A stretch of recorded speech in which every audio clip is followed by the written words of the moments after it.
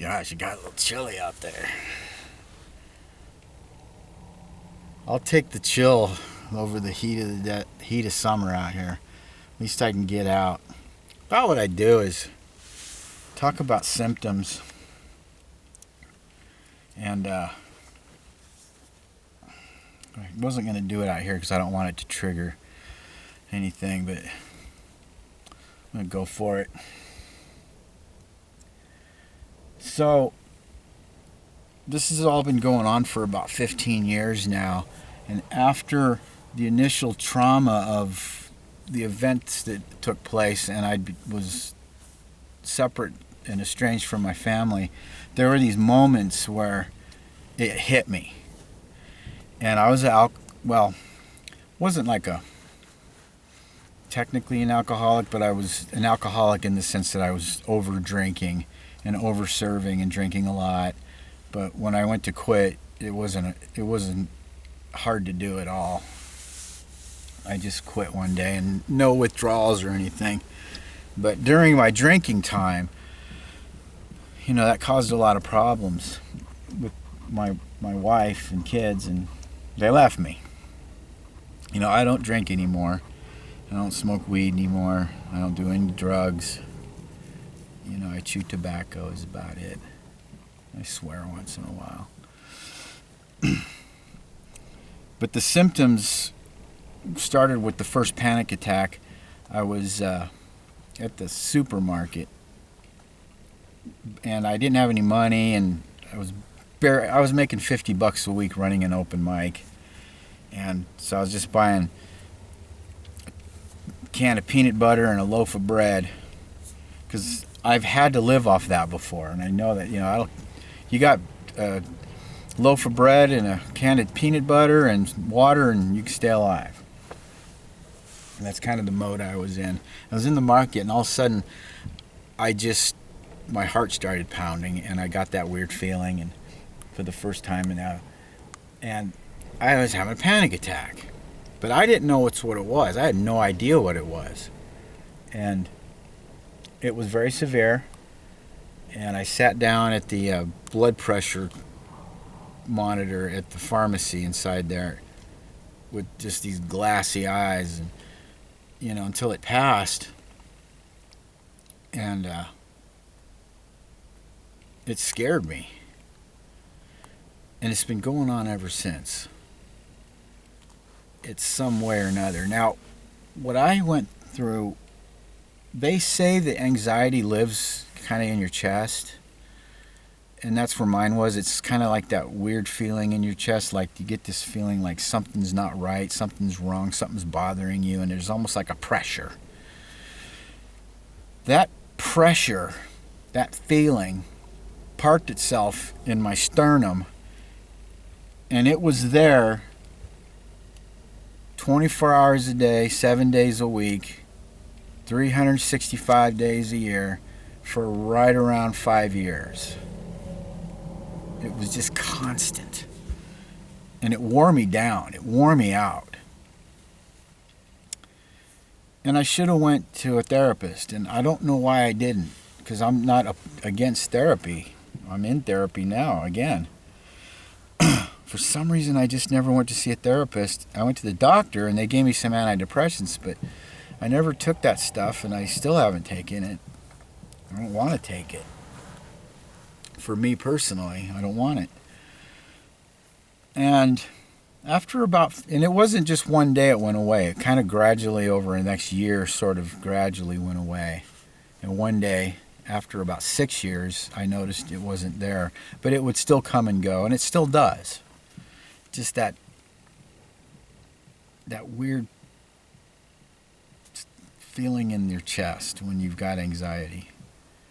And I think what happened was, through my research and through therapy and talking about it and studying it, that trauma and that experience and that prolonged anxiety put me in the fight or flight state, and I was stuck in it. And I couldn't get out of it. And it messed my head up. at least as far as my ability to deal with anxiety and stress. And from what the experts say, your brain rewires itself sometimes after trauma. It's a defense mechanism. So I believe that's what I've been fighting with, is that rewiring. My system doesn't respond to stress the way it should.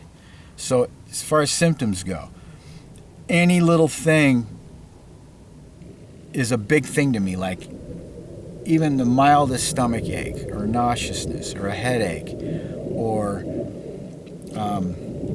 just not feeling happy one day, just feeling down, dealing with failure,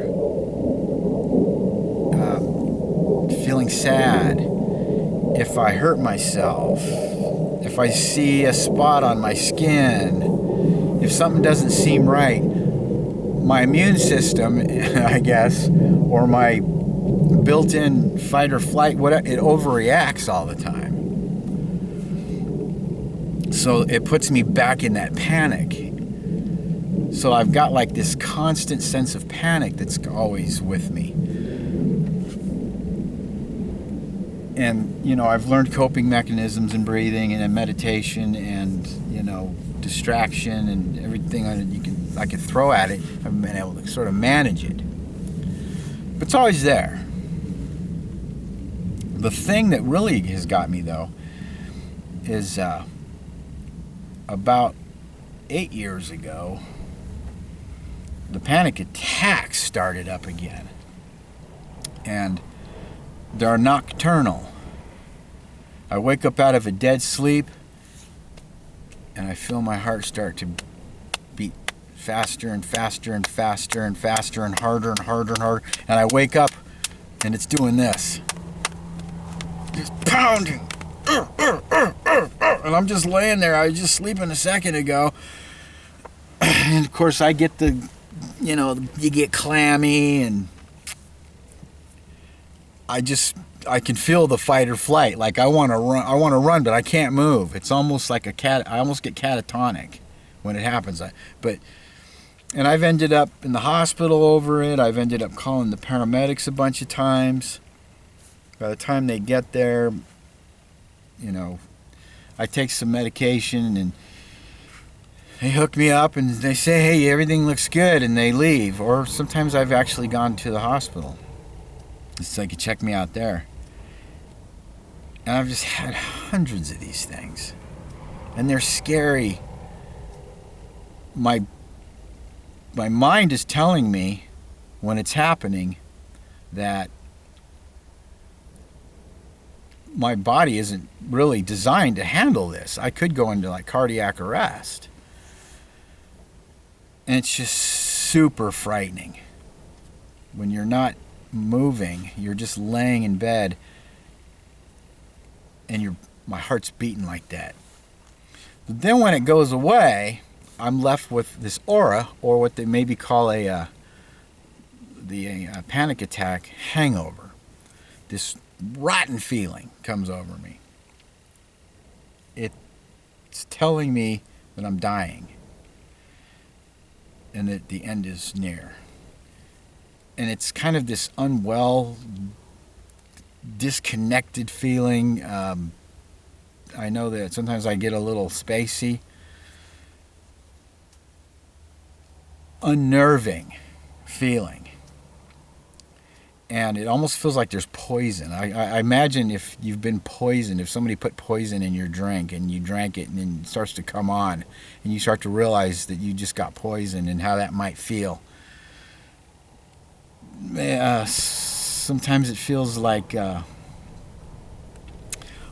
pressure in the chest. It mostly is in my trunk.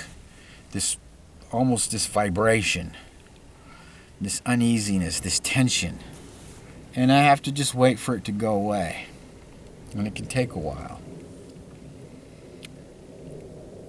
Other than that, that still doesn't capture it, but it's as close as words I can come to it. So, that's that. I don't know. The doctors don't know what to call it. They don't know. They just try to give me antidepressants and anti-anxiety meds, and I take anti-anxiety stuff as needed. Other than that, life's a trip. I'm going to finish up my time here and maybe do a little follow-up at the end. I'm running out of battery. I can actually charge it. I'll do a walkthrough of this thing one of these times. Anyway, peace out.